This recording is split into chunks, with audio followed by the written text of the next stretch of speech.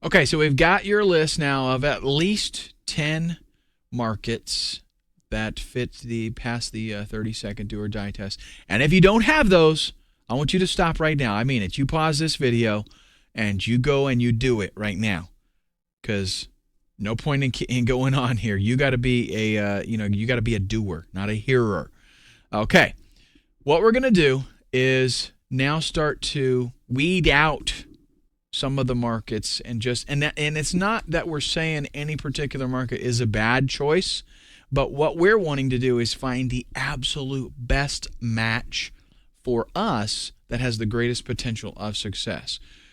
I'll be honest with you. You could set up a membership site and it not work out. Very possible. Okay, so we want to give it the absolute best potential or opportunity, I should say. Review the traits of a good versus a great market, and then look at your list of 10 or more markets that you've written down. In evaluating each one of these markets, what you want to do is scratch off all the ones that are just good.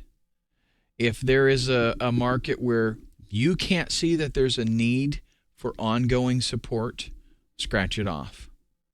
So review those traits, narrow your list down a little bit, and then scope out the affiliate networks. See if anybody else is already offering something similar. And again, that does not mean, as a matter of fact, what we're looking for is we hope that there are membership sites available for that niche. Go to ClickBank, go to CJ, go to ModernClick. You are looking for other people doing it, because if somebody else can do it and they are successful, that means you can be too. If there's absolutely, no membership site for that niche, more than likely, I know there's going to be the temptation to think, oh, I found the golden egg. Probably not, you didn't, okay? Probably somebody set one up and it didn't work out. That's probably what happened. Now we're going to sort the list. What you're going to do is, let me get the rest of this stuff up here. My slide must have gotten backwards or something.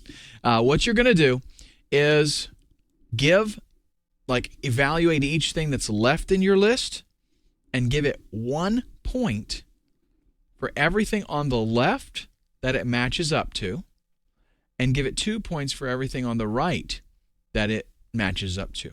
Okay?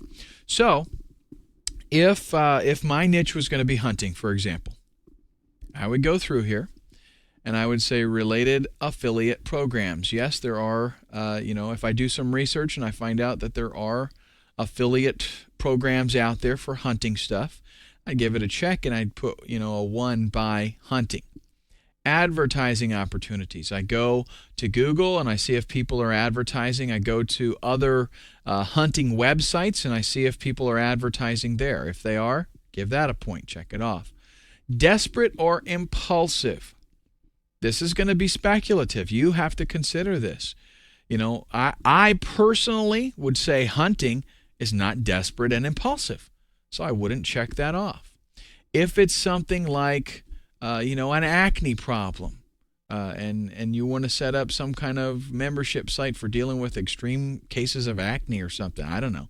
But then that would be desperate or impulsive, because, they've got embarrassment in there, and they've got, maybe they got to get ready to go to the prom, whatever. But if it's not, then you just don't check it off and you don't give any points. Membership mentality. I would say hunting does have that. It's like a hunting buddy kind of thing. Need for ongoing support. A lot of this stuff is tied together, because I'll tell you this. With the magazines, that's one thing that shows you there's a need for ongoing support. Because, there are some things that people will just be able to learn, and then that's it. They have mastered it, and they go on. But there are other things that require that ongoing support. With hunting, the magazines, I'll tell you what, they just, I don't know, it seems like every year, I subscribe to quite a few magazines. Every year, it's basically the same kind of story that they're telling, especially with hunting. But they're just trying to do it in a different way, or there's something new where they're trying to put a twist on it. But it's basically the same kind of thing. So need for ongoing support, I don't necessarily think that I would put hunting as need for ongoing support, just me personally. And it's going to be kind of subjective. You're going to have to make that decision yourself. Year-round sales, evergreen. Now, here it's going to get a little bit tricky, with hunting at least. What I would have to do is I'd have to consider what kind of hunting membership site am I going to set up. If I'm going to do, just hunting in general, then I might be okay, because there is opportunity to do different kinds of hunting at different seasons. And I could have different sections in my membership site and a forum and all of that. And potentially there, I could go ahead and say, year-round, yes, it's definitely going to be okay, because, they've got the deer season, and then they're going to do turkey, and they're going to do, coyote and fox and all these different things, if I'm tying it together. If, however, I was doing a hunting website, hunting membership site that was specifically for deer, that probably wouldn't be a good deal then, because that is going to be seasonal. There's a deer season, and it's not very long, at least not long enough for me. And what that means is that during the off season, not probably really going to get a lot of traffic to my membership site. Nobody's going to be like busting the doors down to get in, because maybe a month or two even before deer season opens up, I might see some people coming in because they want to read up and learn and stuff. And then throughout the season, fine, but then it's going to taper off after that. I don't want that, right? So depending on the kind of site that you're going to set up, you got to think about these things. If it is year-round, put a check, put a 1 beside it. Okay, now these over here, these are worth 2 points because they carry more impact. Do I have a personal interest or a skill? In other words, is this something that I really like and enjoy, and do I know how to do it? If that is the case, check it off. Give yourself 2 points for that particular idea. High ticket market. Are there expensive things that could be sold in this niche? With hunting, of course, I've got rifles, I've got bows, crossbows, and yes, you can actually sell this stuff even though it's a membership site.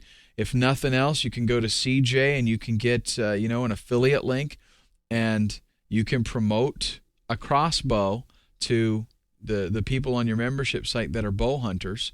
And when they click the link and they go to the website for the CJ vendor, you're going to get a commission on that. So if there's high ticket items, 2 there. A story to tell.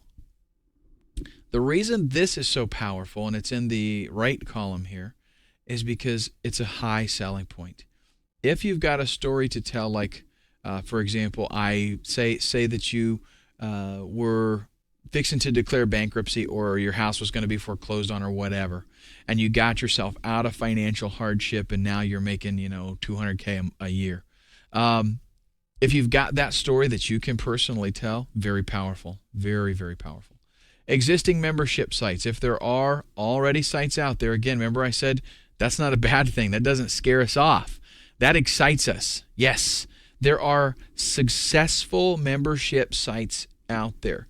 All I got to do is differentiate myself, do something a little better or a little different, and then get the traffic. And I'm going to have, I'm probably going to be successful as well because there's people interested.